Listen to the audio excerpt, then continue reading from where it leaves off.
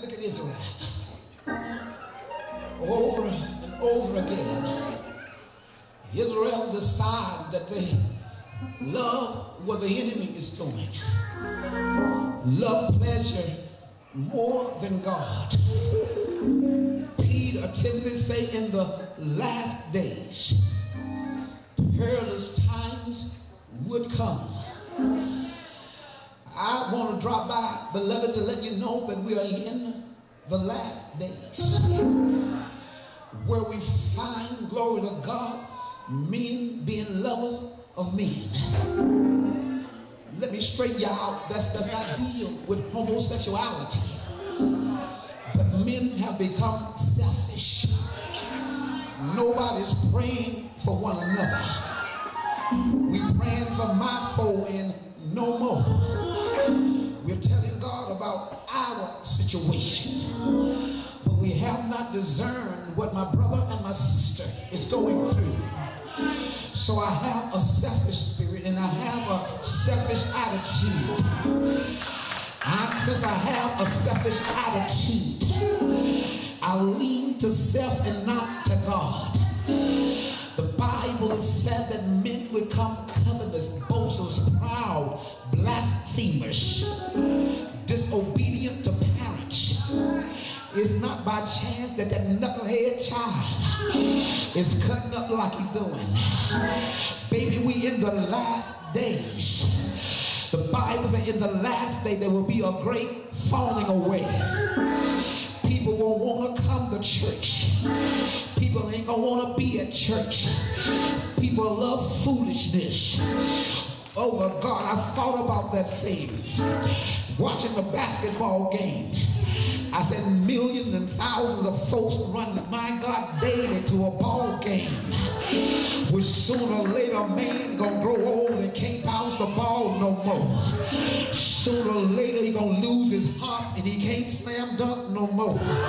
Sooner or later he gonna lose his legs and he can't shoot that three-pointer no more.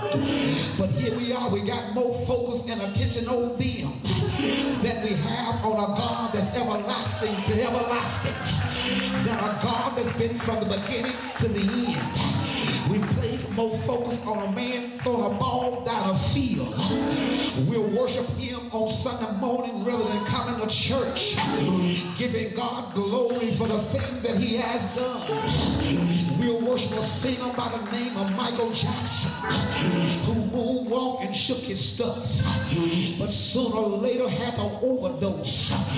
But my God, we won't worship God, and God is mad at that. These are the other nations that we'll turn ourselves to, rather than turning to a God that created you. And the Bible said, my God, God got mad at Israel and decided to raise up a prophet to tell Israel what's really going on. He said, look here, it was I that brought you out. And I want you to know, when you ran into that wall and couldn't find your way, it was not Kobe Bryant that brought you out of that thing.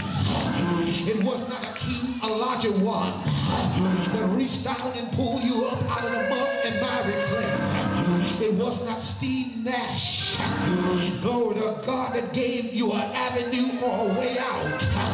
It was the hand of the Lord that pulled you through. And I heard the Bible say, glory to God, when you was in Egypt, it was I, your Lord, that brought you out of Egypt. When you was oppressed and you cried out, it was me, my God, that came down to see about you. Y'all know the story when old Israel was locked up in Egypt, Pharaoh being hard on them. The Bible said they cried out to God. Yes, sir, and sometimes you have to cry out. It's time out for these old cute prayers. It's time out for these little same old vain and repetitious prayers. It's time to cry loud. Spare not. Sound your voice like a trumpet in Zion. Go ahead and tell God yes. Go ahead and tell God, God, I need you.